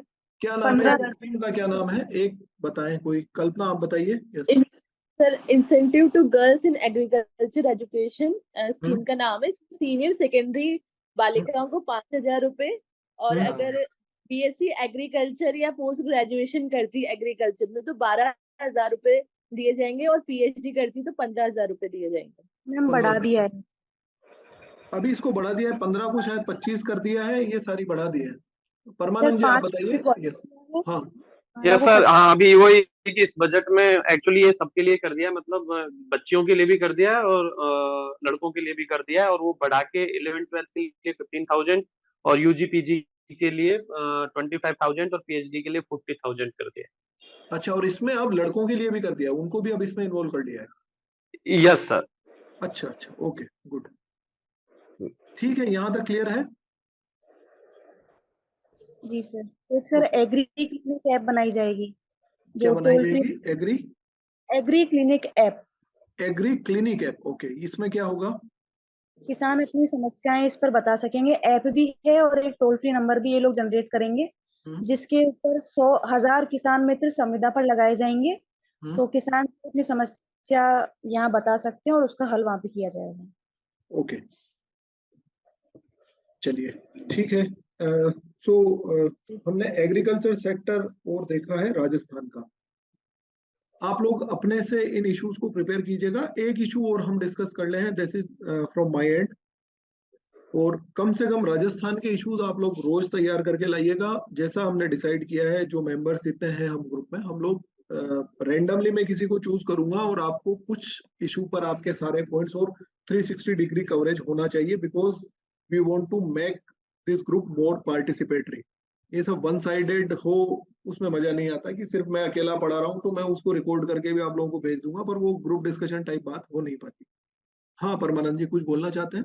यस सर, मैं वो करेक्शन करना चाहूंगा, वो ये मिसप्रिंट है, बाद में करेक्शन करवा दिया, वो केवल छात्राओं के लिए है, वो लड़कों के लिए मैं भी नहीं। वही सोच रहा था, शायद मैं ग्रुप में लेटली मैसेज करता, क्योंकि ये जहां तक मैंने भी अभी पढ़ाया था रिसेंटली, हमारे जो स्टार्टिंग फेज के जीडीज थे उसमें मैंने पढ़ाई भी थी ये बात, तो वो सिर्फ छात्राओं के लिए ही है। यस सर, वो करेक्ट किया हुआ है बाद में, वो भी मैं जस्ट चेक किया मैं। हाँ कोई इशू नहीं है। चलिए हम दूसरी चीज पे आते हैं। एक जो अभी बहुत ज्यादा न्यूज में और बहुत ज्यादा एक बड़ा मुद्दा बना हुआ है, दैट इज द सांप्रदायिकता। अगर हम बात करें तो क्या होता है ये, इसको हम एक लाइन में कैसे बता सकते हैं? सांप्रदायिकता क्या होती है, कोई एक पर्सन बताए। Yes sir. हाँ बोलिए सर। सांप्रदायिकता एक ऐसी विचारधारा है जिसके अंतर्गत जो भी व्यक्ति है वो अपने समुदाय के हितों को राष्ट्रीय हितों से ज्यादा महत्व देता है और उसी से संचालित होता है। ठीक है। और इस आधार पर वो राजनीतिक हिंसा या इस तरह की गतिविधियां करता है। अच्छा, एक चीज हम ये बोले कि सांप्रदायिकता, चलिए हाँ, और कोई मेंबर और बताइए इसको। विशाल आप बताइए एक बार। जी सर, सांप्रदायिकता ऐसी मनोदशा है जिसमें कोई व्यक्ति अपने संप्रदाय की जो मान्यताएं हैं, उसकी जो विश्वास और उपासना के तरीके हैं, उनको बेहतर मानता है, और इसी का एक्सट्रीम रूप होता है जब वो अन्य समुदायों और हम अन्य संप्रदाय के प्रति द्वेष और हिंसा की भावना जो है वो उसमें पैदा होती है। ठीक है, और कोई मेंबर? नीरू आप बोलना चाहती हैं? सेम ओके, दोनों पॉइंट को मिला के, दोनों पॉइंट्स को मिलाकर। ओके, सो सांप्रदायिकता एक ऐसी चीज है जो किसी संप्रदाय, जिसको हम मोस्टली सेक्ट बोलते हैं, अपने उस पर्टिकुलर सेक्ट को हम बहुत ज्यादा आगे लेकर चल रहे हैं और उसमें हम सभी चीजें कॉम्प्रोमाइज कर देते हैं। जिसमें हम सारी डाइवर्सिटीज को कॉम्प्रोमाइज कर देते हैं। डाइवर्सिटीज इन द सेंस, जिस संप्रदाय को आप नहीं मानते या आपके अलावा जितनी मान्यताएं हैं उसको आप नहीं मानेंगे, उसको टोटली इनटॉलरेंट हो जाएंगे उसके लिए वो। और उस लेवल पर आप पहुंच जाते हैं कि आप नेशनल इंटरेस्ट को, राष्ट्र को, या हम पॉलिटिकल साइंस की लैंग्वेज में कहते हैं जो स्टेट जिसको बोला जाता है, उसको, कॉन्स्टिट्यूशन को, सभी चीजों को उसके लिए सेक्रीफाइस कर देते हैं। दैट इज कॉल्ड सांप्रदायिकता। अब ये बात कि सांप्रदायिकता इंडिया में कहां से स्टार्ट हुई या कहां से शुरुआत इसकी मानी जा सकती है? सर 1909 का जो भारत सरकार अधिनियम है, इससे सांप्रदायिकता की शुरुआत मानी जाती है। सांप्रदायिकता की शुरुआत मानी जाती है क्यों? क्योंकि हमने 1857 का जो रिवॉल्ट था उसमें हिंदू मुसलमान एक था और भारत में वैसी स्थितियां नहीं थी, तो दे रियलाइज्ड कि यार अगर ये इस तरह से एक होकर कभी भी रिवोल्ट करेंगे तो ये जो हमारा यहाँ पर राज है उसको उखाड़ फेंकेंगे। तो इन दिस ये स्टार्ट कर दिया गया था। जो एजुकेशन सिस्टम है सर सैयद अहमद खान के साथ में मिलते हुए और फिर अलग मॉडर्न एजुकेशन सिस्टम बनाना और ये सारी चीजें, तो वो तब से एक बार शुरू हो गई थी और इसको बिल्कुल मूर्त रूप दे दिया गया था 1909 में। क्या भारत में सांप्रदायिकता को कंट्रोल करने या सांप्रदायिकता को, स्थिति को सुधारने के लिए कुछ प्रयास किए गए हैं सरकार के?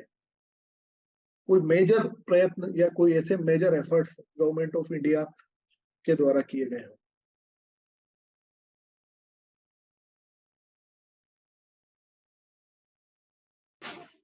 यस, एक भारत श्रेष्ठ भारत। एक भारत श्रेष्ठ भारत, यस, ठीक है। और कुछ?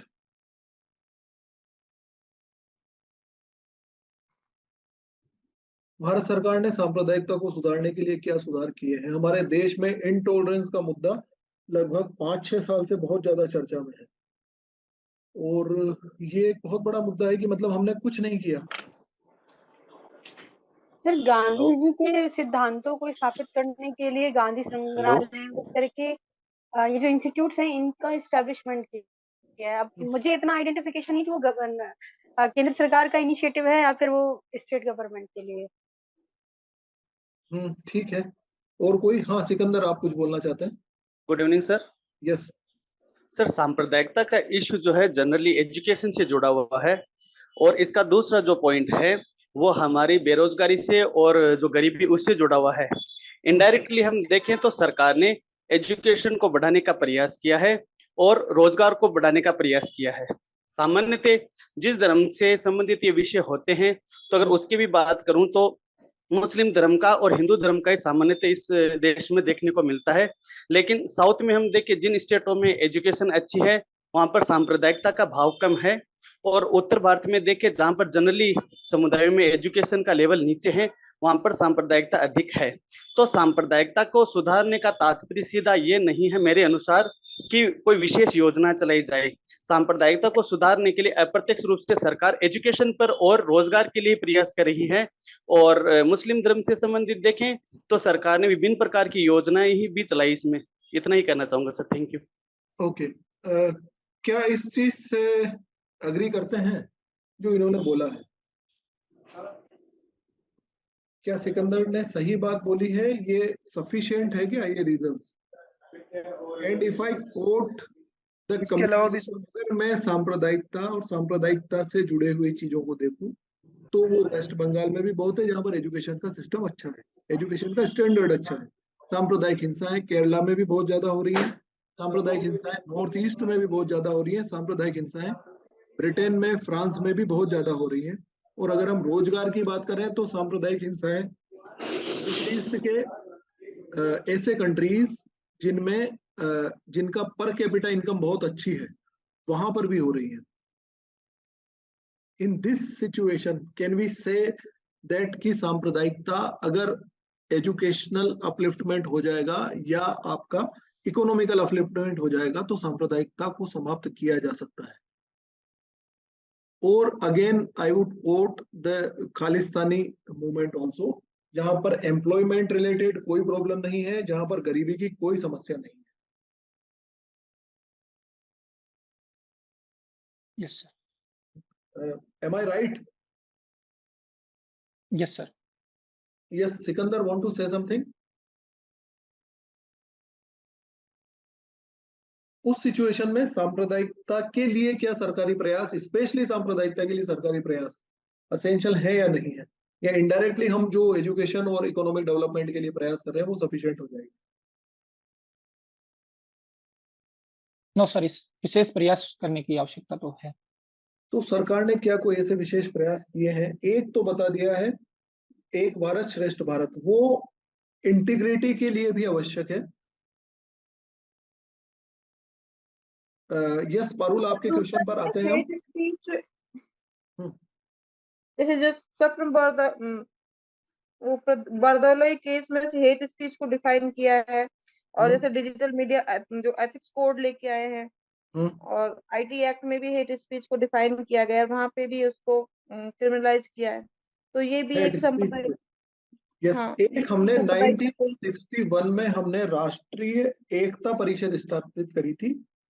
राष्ट्रीय एकता परिषद 1961 में, वो सबसे पहला प्रयास था आजादी के बाद से कि हमारे यहाँ पर सांप्रदायिकता नहीं बढ़े। और एक सांप्रदायिक एवं लक्षित हिंसा निवारण विधेयक 2013 में हमारे यहाँ पर इंट्रोड्यूस किया गया है, वो अभी तक पेंडिंग है, हमारे लोकसभा में पास नहीं हो सका है। पर ये दो बड़े मेजर प्रयास हैं जो किए जा चुके हैं। 2005 में ये सांप्रदायिकता निवारण और एक विधेयक आया था। 2013 में इसको हमने इंट्रोड्यूस कर दिया था। नहीं सर, 2005 में किया था। जहां तक मुझे पता है, मेरे पास 13 का डेटा है, एक बार क्रॉस चेक कर लेंगे इसको। पर ऐसा में एक मैंने विधेयक ये लाए पढ़ा हैं। था 2005 में किया था, और उस टाइम शायद लोकसभा में ही वो कैंसिल हो गया था, ऐसा कुछ पढ़ा था मैं। हाँ, पर और ईयर कैंसिल मैंने होने 2005 पढ़ा था। के ईयर हम पढ़ लेंगे एक बार और देख लेंगे, इसको ग्रुप में शेयर कर देंगे। सर, राजस्थान गवर्नमेंट ने जो मॉब लिंचिंग के खिलाफ जो कानून बनाया था वो भी इसमें ऐड हो सकता है। वो भी इसमें ऐड हो सकता है, बिल्कुल। तो सरकारों के द्वारा क्या प्रयास किए गए, ऐसे कुछ प्रयास आपको याद रखने होंगे। क्यों? क्योंकि अभी रिसेंटली हम ऐसी हिंसाएं और ऐसी चीजें हम देश में देख रहे हैं। अब ये बात कि ये सबसे पहली बात कि इसके क्या कारक होते हैं, क्या रीजंस होते हैं? Shailendra, want to say something, बताइए। जी सर, के लिए जो लाया गया था बिल, क्या वो पास हो गया था राजस्थान में? नहीं, मॉब लिंचिंग वाला। यस, मॉब लिंचिंग वाला बिल पास हो गया है राजस्थान। यस, हो गया है पास। अधिनियम बन गया सर, हो गया था। 2019 में। शायद उसे सेंटर से मंजूरी नहीं मिली थी सर। सेंटर से मंजूरी नहीं मिली है, ये चीज एक बार कंफर्म करेंगे। I am not so sure about that issue. मैं इसके बारे में अवेयर नहीं हूँ इतना। आप लोग या तो बताएं या फिर हम कंफर्म कर लेंगे इसको कि अभी ये एप्लीकेबल है या नहीं है। कोई कंफर्म है क्या इस बारे में? सर, जहाँ तक 2019 में अधिनियम बन गया था ये। सेंटर की मंजूरी बाकी है क्या इसमें? चलिए, इसको हम एक बार कंफर्म कर लेंगे। आप लोग भी कंफर्म कर लीजिएगा और ग्रुप में शेयर कर दीजिएगा। सर, इसमें सेंटर की मंजूरी की जरूरत भी है क्या? हाँ, तो ये चीज देखना। लॉ एंड ऑर्डर तो स्टेट गवर्नमेंट का काम है ना? स्टेट लिस्ट में आता है। Yes, law and order state list में आता है, पर उसमें पनिशमेंट वगैरह किस तरह के है, क्या है, तो हो सकता है उसमें सेंट्रल गवर्नमेंट की मंजूरी की जरूरत हो, या फिर राज्यपाल ने उसको नहीं अलाउ किया हो, उधर भेज दिया हो, वो चीज हो सकती सर, है। वो खाप पंचायत वाला और ये कानून जो है दोनों साथ में बने थे, अच्छा, तो लगभग दोनों में सेम सी सजा के प्रावधान भी थे। शायद इनमें सेंटर की मंजूरी का कोई इश्यू नहीं। चलिए इसको एक बार और कंफर्म कर लेंगे। तो हम ये बात करें कि जो सांप्रदायिकता है उसके क्या कारण होते हैं, अगर आपसे मेन रीजंस पूछे जाए। सांप्रदायिकता के मेन रीजंस क्या होते हैं? आधा मिनट, 30 सेकंड, 1 मिनट इसको सोच लीजिए, फिर बताइएगा मेजर रीजंस क्या है इसके। सर, सांप्रदायिकता के मुख्य कारण दो समुदाय के मध्य अविश्वास की भावना है, और दोनों समुदाय का असमान विकास उस अविश्वास को और ज्यादा गहरा करता है।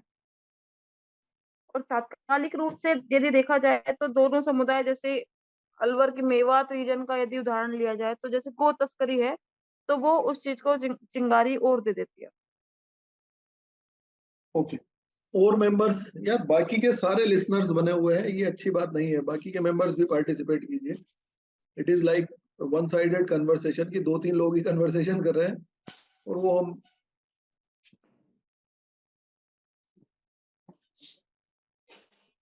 एक सर हम बोल सकते हैं हेट पॉलिटिक्स, हाँ, हेट स्पीच, यस, हाँ, वो इसका मेन रीजन हो सकता है। अच्छा, और सर सोशल मीडिया पर फेक न्यूज। सोशल मीडिया पर फेक न्यूज, ठीक है। बेरोजगारी, एजुकेशन का अभाव भी सर इसके बड़े मुद्दे हैं। बड़े उसका मुद्दे हैं। कारण ये जो जितने भी छुटभैया नेता होते हैं, ये विधायक जी को अपना चाचा कहलवा कर और इनके साथ रैलियों में लग जाते हैं। फिर उनकी जो सोच होती है, बिना क्वेश्चन किए उसको वही मान लेते हैं, और जो उसको अपोज करता है उसके अगेंस्ट हो जाते हैं। ये तो क्यों कर लेते हैं ऐसा? ये उसका कारण है सर, एक तो बेरोजगारी है, तो वो थोड़ा बहुत लोभ दे देते हैं उनको, और एजुकेशन नहीं है, तो खुद की वो अपनी मेंटेलिटी यूज नहीं कर पाते कि क्या सही है क्या गलत है, और उनको अपने हित दिखते हैं कि शायद हमारा कुछ हो जाए पॉलिटिक्स के अंदर। ये भी एक कारण। और कोई कारण इसका? और कोई कुछ, सिकंदर कुछ बोलना चाहते हैं आप?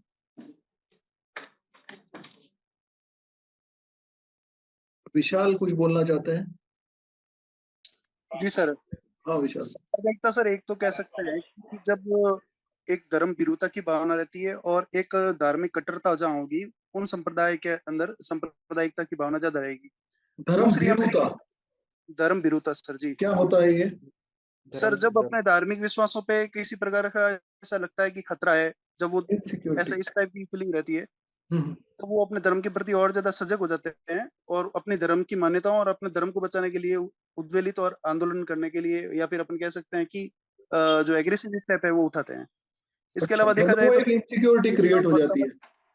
जी सर, इनसिक्योरिटी। फिर ठीक है। दूसरा हो जाएगा सर, इनसिक्योरिटी से आपसी अविश्वास की भावना पैदा होती है। जब अविश्वास होगा तो सांप्रदायिकता बढ़ेगी। तीसरा हम कह सकते हैं कि जो एजुकेशन सिस्टम है अपना, तो उसमें और पारिवारिक जो मूल्य है उसके आधार पे देखा जाए तो एक व्यक्ति के अंदर बचपन से जो मूल्य डेवलप होते हैं, तो उसमें सर्वधर्म समभाव की जो कोई भावना जिस लेवल पे पैदा की जानी चाहिए थी, वो नहीं हो पाती है, चाहे वो पारिवारिक मूल्यों में हो चाहे सामाजिक मूल्यों में हो। फिर चौथा कह सकते हैं सर जी, पॉलिटिशियन जो अपने वोट बैंक की राजनीति करते हैं, उसमें वोटों का ध्रुवीकरण करते हैं धर्म के आधार पे। हालांकि जनप्रतिनिधि अधिनियम की धारा ये रोक लगा दी है, यस, उसमें रोक लगा दी है, इस तरह की कोई भी रिलीजियस बेस्ड स्पीच नहीं दी जाएगी। जी सर। और चौथा, पांचवा पॉइंट कह सकते हैं, सोशल मीडिया के द्वारा जो फेक न्यूज और धार्मिक मुद्दों को करके जो हाईलाइट की जाती है चीजें, वो भी कहीं इसमें रोल प्ले करता है। अच्छा, हरी आप कुछ बोलना चाहते हैं?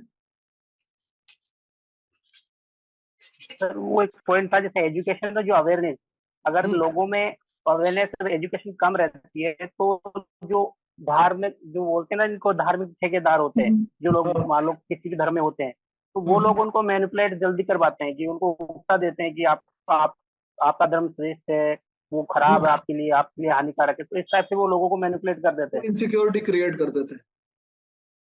अच्छा, पारुल कुछ बोलना चाहते हैं? तो वो एजुकेशनल अवेयरनेस। जी सर, इसके अंदर कारणों को ऐसे डिवाइड कर सकते हैं हम कि कुछ ऐतिहासिक कारण है, कुछ राजनीतिक कारण है, कुछ आर्थिक है, कुछ सोशल मीडिया और मीडिया की वजह से है, और ये भी एक फैक्ट है कि क्लाइमेट चेंज की वजह से इंसान का व्यवहार जो है वो खराब होता जा रहा है। तो ऐतिहासिक कारणों के ये एक्सप्लोर करके बताओ कि क्लाइमेट चेंज की वजह से जो मानव व्यवहार है या ह्यूमन बिहेवियर है वो डिटेरियोरेट हो रहा है, ये चीज बताओ, ये क्या है? सर इसके बारे में न्यूज़पेपर वगैरह में जैसे हम पढ़ते हैं, तो क्या होता है क्लाइमेट चेंज से, ऐसा क्या हुआ है? Have you own realized this? अच्छा पॉइंट बताया आपने, क्या ऐसा हुआ है कि हमने खुद ने इस चीज को रियलाइज किया? देखिए, इंटरव्यू में ये होगा और इस चीज के लिए हमें बहुत प्रिपेयर्ड रहना है कि how to drive the interview. आप इंटरव्यू को कैसे ड्राइव करें, उसमें यही चीज आती है कि आपके कुछ पॉइंट्स, आपके कुछ आर्ग्यूमेंट्स, आपके कुछ रिप्लाईज ऐसे हो जिस पर वो फर्दर बात कर लें, तो वो ज्यादा बेटर होता है कि वो मामला आपके होल्ड में रहता है। जब आपके रिप्लाईज डेडलॉक क्रिएट कर देते हैं, आपसे पूछा कि आपकी लाइफ का गोल क्या है, आपने बोला सर अभी तो एसडीएम बनना है और एसडीएम बन के जन सेवा करना है, तो वो उस चीज को कंसिडर करेंगे, उस पर पूछ लेंगे कि अच्छा जन सेवा आप ही करेंगे ऐसा क्यों है, या एसडीएम बनना ही क्यों है, और तरह भी जन सेवा कर सकते थे, तो वो चीज वहां से चल पड़ेगी, उनके पास कोई बात मिल जाएगी। कुछ ऐसे डेडलॉक रिप्लाईज होते हैं, पूछा आपकी लाइफ का क्या गोल है, और रिप्लाई ऐसा दे देते हैं कि मोक्ष की प्राप्ति, उनके पास कुछ तो फिर वो चले जाते हैं फैक्चुअल पे, फिर वो मतलब इरिटेट होने लगते हैं फैक्चुअल पे। तो हमें हमेशा ये कोशिश करनी है, जैसे आपने ये एक पॉइंट बोला है कि क्लाइमेट चेंज होने की वजह से, तो ये एक नई चीज है जिस पर उनको बात करना अच्छा लगेगा, वो बात एक्सप्लोर करेंगे। तो प्लीज यस बताइए। एंड हाउ टू इंटरकनेक्ट, जिन लोगों को ये चीज नहीं समझ में आई या जिन्होंने ये पॉइंट पहली बार सुना है, वो भी इसको इंटरकनेक्ट करने की कोशिश करना कि इसको हम कैसे जोड़ सकते हैं कि ह्यूमन बिहेवियर बदला है या ह्यूमन बिहेवियर ज्यादा इनटॉलरेंट हुआ है towards any other person due to climate change. हाँ बताइए पारुल। सर एक कारण तो इसमें ये हो सकता है कि क्लाइमेट चेंज की वजह से कई बार लोगों को आर्थिक नुकसान झेलना पड़ता है। ठीक है, तो उनके मन में एक फ्रस्ट्रेशन क्रिएट हो जाती है, कुंठा क्रिएट हो जाती है। गुड। और सर और अगर कोई आपदा वगैरह आ जाती है इसकी वजह से, तो उसमें भी जो लॉस हुआ है वो उनको कहीं ना कहीं नुकसान देता है। मैंने बहुत ज्यादा नहीं पढ़ा इसके बारे में, मैंने जस्ट ये अच्छा पॉइंट है पर ये, यस मैं बता दूंगा इसको अभी पूरा। यस, और एनी अदर मेंबर इसके बारे में कुछ बोलना चाहते हैं, कुछ इंटरकनेक्ट कर पा रहे हैं? नीरू बताइए। जैसे हाँ आप कौन बोल रहे हैं? हाँ बोलिए, विशाल बोल रहे हैं। हाँ जी सर, इसमें ये देख सकते हैं कि जैसे कई बार क्लाइमेटिक एक्सट्रीम वेदर कंडीशन जो होती है उसको धर्म से जोड़ के मानी जाती है। जैसे पर्टिकुलर किसी धार्मिक अंधविश्वास को ये चीज और ज्यादा बढ़ाती है कि ये एक्टिविटी हुई है या इस कारण से ये जो है ये जो भी है सुपरनेचुरल पावर है वो नाराज हो गई है या इस टाइप से जो चीजें हैं नहीं वो नहीं भी कह नहीं, सकते ये इतना नहीं, ये नहीं होगा, ये जस्टिफाइड पॉइंट नहीं है। ये क्या है कि ये आपकी मानसिकता को और ज्यादा बैकवर्ड दिखाए, ये जस्टिफाइड नहीं है। I would not suggest. Sir extreme weather condition से जो ह्यूमन बिहेवियर है वो थोड़ा इरिटेटिंग हो जाता है। इरिटेटिंग हो जाता है। वेरी गुड, मैं आपको इसका एग्जांपल देता हूँ, ये अच्छा पॉइंट बताया कि आप ये मान लीजिए कि whenever you drive on a मतलब एक तरह से जिसपे लेस ट्रैफिक है, ऐसे रोड पर आप चल रहे हैं, आप लॉन्ग हाईवे पे जा रहे हैं, तो it becomes enjoying for you, वो आपके लिए एंजॉयबल हो जाता है। और एक वही चीज जब आप ड्राइव कर रहे हैं, छोटी चौपड़ बड़ी चौपड़, जहां पर बिल्कुल पैकम पैक ट्रैफिक चल रहा है, आगे पीछे पूरे हॉर्न बज रहे हैं, वहां पर रोड रेड्स की पॉसिबिलिटीज जो है वो बहुत ज्यादा हो जाती है, लड़ाई झगड़ा होने की, क्योंकि वो इरिटेटिंग हो जाता है। क्लाइमेट चेंज में ये हुआ है कि जो ओवरऑल हमारे यहाँ का जो टेम्परेचर है वो इंक्रीज हुआ है, और क्लाइमेट जो पैटर्न होना चाहिए कि इस टाइम पर इतने महीने गर्मी पड़ेगी, उसके बाद में टाइम पर मॉनसून आ जाना चाहिए, बारिश होने लग जाएगी, तो वो मॉनसून नहीं आ रहा है। सच में पानी के पास खड़ा हूं मैं। अरे यार पापा विश्वास ही नहीं कर रहे। तो ये चीज जो होती है इन सारी चीजों की वजह से, जब एक तरह से ओवरऑल जो टेम्परेचर राइज हो रहा है वो हो गया, और प्लस साथ में जो चेंजेस हो रहे हैं, उन चेंजेस की वजह से जो पैटर्न है हमारे यहाँ का, वेदर पैटर्न है, वो चेंज हो गया है। एक चीज और मैंने बताई थी शुरू के डिस्कशंस में, आप लोग वापस से रिकॉल कर लेना, उसको सुन लेना, कि अभी जो हमारे यहाँ पर तूफान आया था बिपरजॉय, उसकी वजह से भी मॉनसूनल पैटर्न में चेंज हुआ है। तो जो ह्यूमिड कंडीशंस और जो गर्मी यहाँ पर बनी रहती है, या जिसको टर्म है, एक चीज और इसके लिए बोली जाती है, that is the wet bulb situation. Wet bulb का मतलब समझते हैं, बल्ब होता है जो हम नॉर्मली बल्ब लगाते हैं घरों में, लट्टू, वो बल्ब वेट बल्ब मतलब ह्यूमिडिटी का एक बल्ब क्रिएट हो जाता है, उसको बोलते हैं वेट बल्ब। ये अगर आप देखेंगे नेट पर, अगर आप सर्च करेंगे, कंसेप्ट मिल जाएगा, हिंदू वगैरह इनमें तो आता रहता है ये। तो वेट बल्ब कंसेप्ट जो है ये क्रिएट हो रहा है। इसकी वजह से आप ये मानिए कि हम ये चीज जानते हैं कि कोई भी ह्यूमन बॉडी आग से कम डैमेज होती है, भाप से ज्यादा डैमेज होती है। ये चीज तो जानते हैं ना, इस चीज से वेल नोन होंगे कि भाप से आदमी ज्यादा जलता है, आग से वो कम जलता है। तो वो भाप से जलने वाली जो कंडीशन है ना, वो क्रिएट हुई रहती है क्लाइमेटिक कंडीशंस के, क्लाइमेट पैटर्न चेंज होने की वजह से, या ग्लोबल वार्मिंग बढ़ने की वजह से। तो वो एक जनरल इरिटेटिंग फैक्टर है कि ह्यूमन बिहेवियर में जनरल इरिटेशन क्रिएट कर रहा है। और ये एक बहुत अच्छी बात है कि इस लेवल का कंसेप्ट आप उनको प्रोवाइड करेंगे, बहुत कम लोग इस लेवल की बात कर पाए।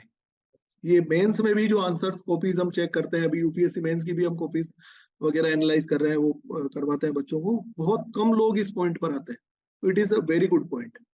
क्या ये चीज क्लियर है?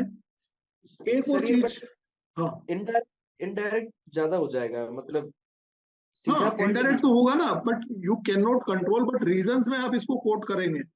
वो तो सही डायरेक्ट तो है, मतलब आप इसको एक्चुअल में स्टेट लेवल पर, लॉ एंड ऑर्डर लेवल पर एकदम से इसे कंट्रोल नहीं किया जा सकता, पर ये एक बड़ा रीजन है, ये एक बड़ा रीजन है, हमें ये बताना होगा कि ये भी एक रीजन है। ठीक है। अच्छा, एक और चीज, that is the psychological factor, मनोवैज्ञानिक कारण है। मनोवैज्ञानिक कारण में वही चीज है जो अभी जैसे पारुल ने बताया था कि अगर किसी को इकोनॉमिक हार्म हो गया, इकोनॉमिक डैमेज हो गया है, तो उन चीजों की वजह से भी साइकोलॉजिकल ट्रॉमा में पर्सन होता है, उसके कई सारे ऐसे रीजंस होते हैं। और एक चीज जो हम में से अभी किसी ने बोली थी, शायद विवेक आपने ही बोली थी, कि जब जो नए लड़के हैं या यूथ है, उसको ये छुटभैया नेता और ये मोबिलाइज कर देते हैं। तो you can share this experience कि ये वो एज होती है जिस एज में किसी को भी मोबिलाइज किया जा सकता है मोस्टली। एक जो हार्मोनल अपसर्ज होता है, हार्मोन्स की वजह से भी वो एक एनर्जी लेवल हाई पाया जाता है, समझ कम होने की वजह से उनको मोबिलाइज किया जा सकता है। इसीलिए हम जो चीजें हैं कि किसी पर्सन को किस तरह से यूटिलाइज किया जा सके और वो रैशनैलिटी या हर चीज में तर्क नहीं करे, वो एक एज होती है। इसी के बेसिस पर हमने अग्निवीर योजना को भी इंट्रोड्यूस किया है, या फौज में जो भर्ती की कम उम्र रखी जाती है वो इसीलिए रखी जाती है। इवन लबासना ने गवर्नमेंट ऑफ इंडिया को ये सजेस्ट किया है कि यूपीएससी में जो एग्जाम की एज है, एज लिमिट जो है उसको 26 ईयर्स कर देना चाहिए। उसका कारण भी यही है कि जो लोग लेस देन 26 ईयर्स के आते हैं उनको चीजें सिखाई जा सकती है। वो जो 30 साल से ज्यादा के आ रहे हैं, वो उनके आइडियाज, उनकी थिंकिंग फ्रेम्ड हो चुकी होती है, वो हर चीज पर बहस करते हैं। तो अगेन सेम चीज को ये लोग जो छुटभैया नेता होते हैं ये यूटिलाइज कर लेते हैं। क्या ये चीज क्लियर है कि हमारे पास क्या क्या रीजंस हैं? अब मैं एक चीज और कोट करूंगा, फिर then we will end this, कि कौन से ऐसे 3 फैक्टर्स हो सकते हैं, या कौन से ऐसे 3 सेक्टर्स हैं जिनका मेजर रोल हो सकता है टू कॉम्बेट द कम्युनलिज्म। सांप्रदायिकता को कंट्रोल करने में, कॉम्बेट करने में कौन से ऐसे सेगमेंट हो सकते हैं जिनका मेजर रोल होगा? सर एक तो एजुकेशन है, दूसरा मीडिया है। सर मीडिया को थोड़ा इसमें सतर्क रहना पड़ेगा कि वो क्या दिखाने जा रहे हैं, जो वेरी डिफरेंस गुड, होता है गुड, उनका अच्छी अलग बात अलग है। होता है। Media is the new thing, मतलब हम एजुकेशन सिस्टम को पैदा करें, हम घरों में वैल्यू सिस्टम बनाएं, हम सांस्कृतिक सद्भावना पैदा करें, ये चीजें सिखाएं, ऐसा करें, वो सारे तो जो ट्रेडिशनल पॉइंट्स हैं वो तो रहेंगे ही। इसके अलावा कुछ और, तो एक हुआ मीडिया, और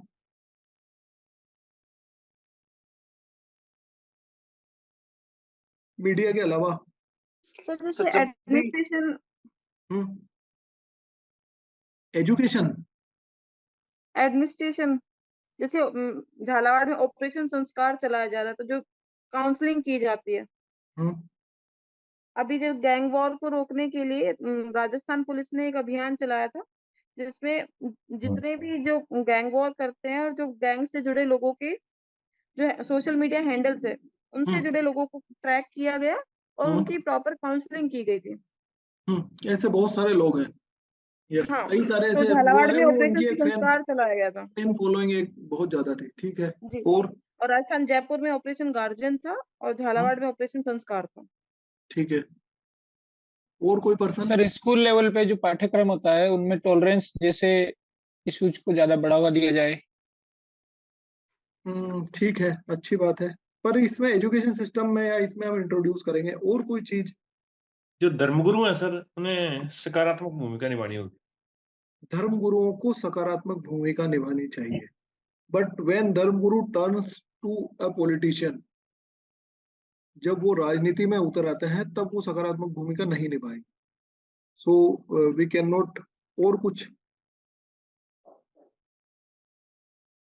सर जो विधेयक लंबित है लोकसभा में उसे पारित किया जाना चाहिए। उसके रुकने का क्या कारण है? उसके रुकने का ये कारण है कि हमने ये बताया था कि इस पर जो भी एक्शन होगा उसको सोनली सेंट्रल गवर्नमेंट ही लेगी, उसके पास एकाधिकार होंगे। और ये स्टेट ऑटोनॉमी के अगेंस्ट जा रहा था, इसलिए उसको रोक दिया गया वहां पर उस विधेयक को। तो ये दोनों स्टेट और सेंटर के बीच में जो कोऑपरेटिव फेडरलिज्म है उसका टसल क्रिएट हो जाता है। अगर ये पूछ लें तो बता देंगे, अदरवाइज ये सही है कि हाँ वो विधेयक हमें पास करना चाहिए। और सर इसमें क्रिमिनल जो हाँ सशक्त मतदाता की एक टर्म नई कॉइन कर सकते हैं सर की। क्या कर सकते हैं?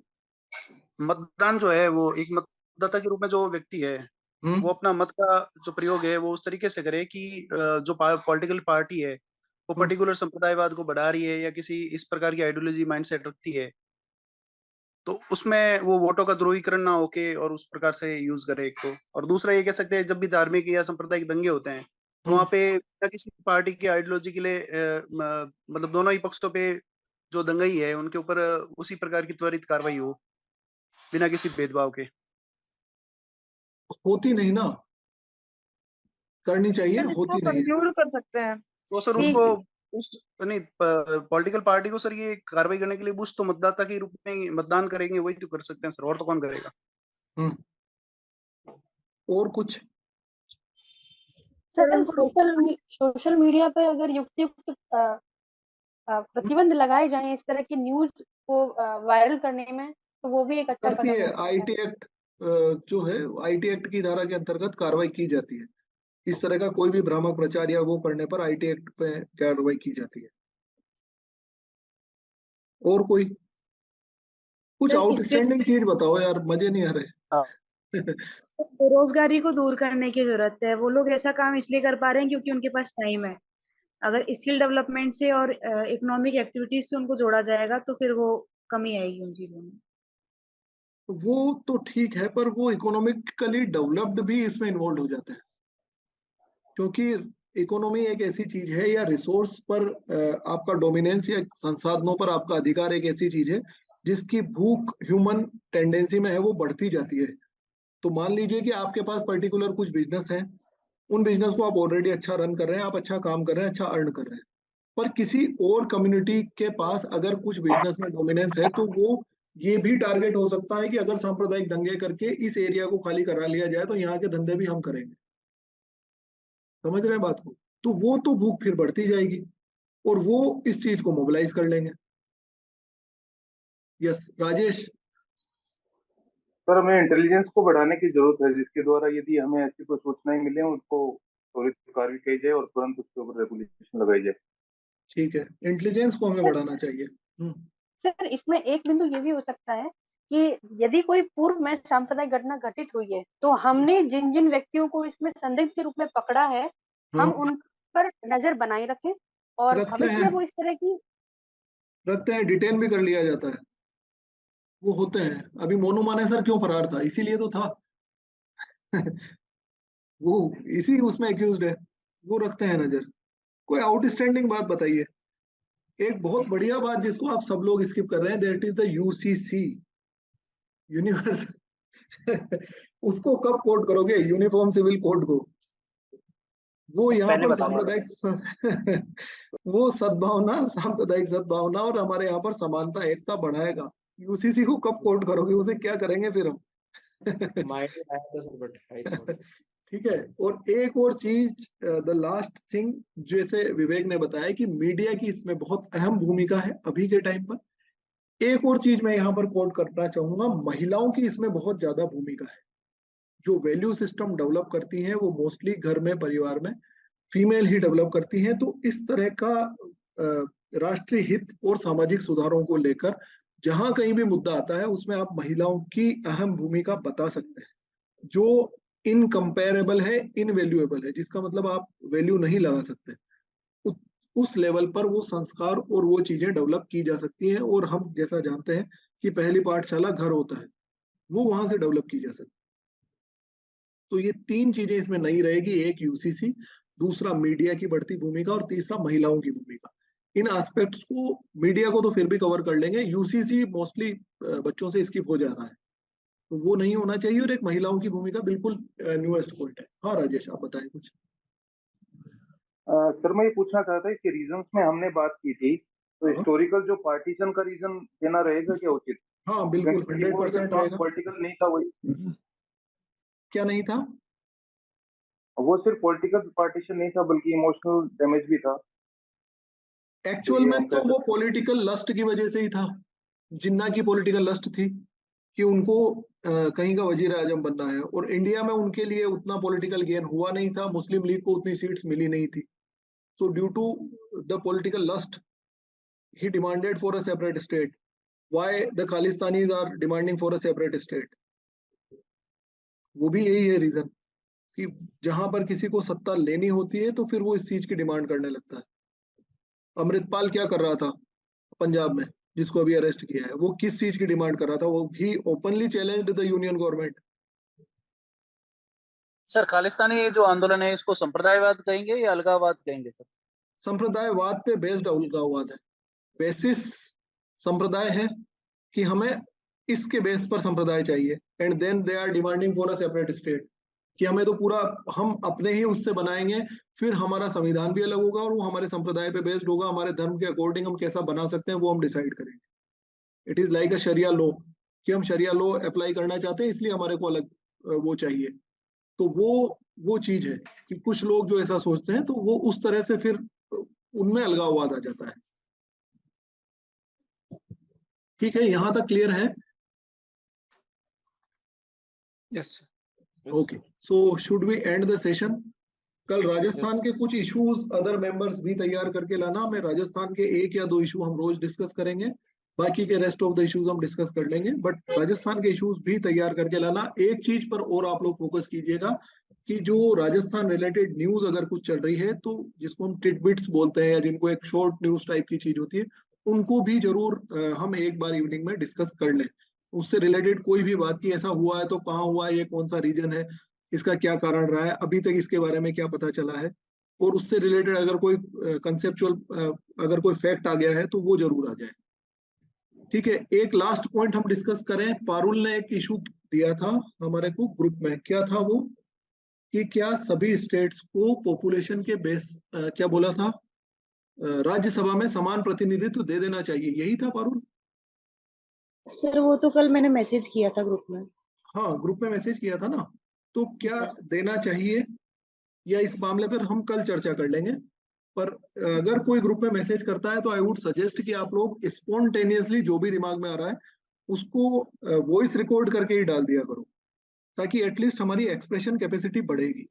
मैसेज लिखने का टाइम नहीं होता, उसको वॉइस रिकॉर्ड करके उस पर डाल दो, कोई इशू नहीं है। हम में से जितने लोग उसको सुनना चाहेंगे, जितने अदर व्यूज सुनना चाहेंगे वो सुन लेंगे, नहीं सुनेंगे कोई बात नहीं, वी एक्सप्रेस्ड इट। ये ग्रुप आप ही लोगों के लिए डेडिकेटेड है और ओपन है सभी के लिए। ठीक है, okay okay, so good night for today.